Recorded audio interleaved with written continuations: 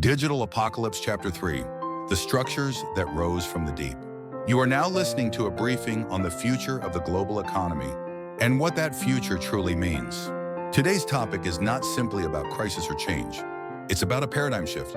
First, many of you already feel it. The global economy is not just in decline. It is showing signs of systemic collapse. Inflation is out of control. Global trade is fragmenting at unprecedented speed. And the one invisible asset that once held it all together, trust or is evaporating faster than any currency ever has.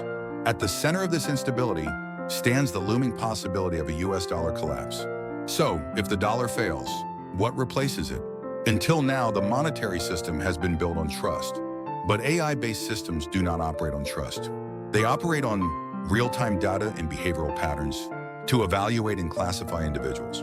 In a world where money no longer functions as the foundation, the next system could very well be a pattern-based control grid. 15 years ago, I had a dream while unemployed. I remember sitting on a hill overlooking the sea. In the water below, countless fish were leaping in every direction. The ocean looked like a world of opportunity, but I had no tools, no way to catch even one. Then a man appeared. He was short with a bag slung over his shoulder. He stepped into the water, lowered his bag, and in one swift motion, pulled out a massive fish. I looked at him and thought, if only I had a bag like that. A year later, in real life, I saw that man again. He was an implant dentist, calm, efficient, mechanical. Assisted by 3 nurses, he moved from patient to patient like a machine.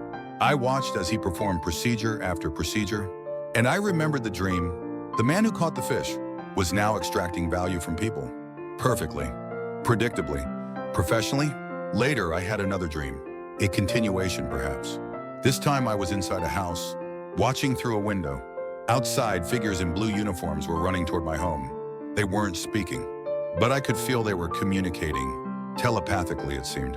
They wore strange glasses. At the time, I didn't know what they were. Later, I recognized them. Google Glass. In the dream, I felt that if I made eye contact, they would know everything about me. My name, my thoughts, my intentions. I didn't look. I ran. I left the house in slippers, carrying only a small bag. And years later, while going through airport security, I saw them again. Those same blue uniforms. TSA agents. It was the exact image from the dream. This may sound fictional, but if we consider the direction in which economic structures and surveillance technologies are evolving, it becomes harder to dismiss. If the dollar collapses, we won't simply be given a new currency, we'll enter a new classification system.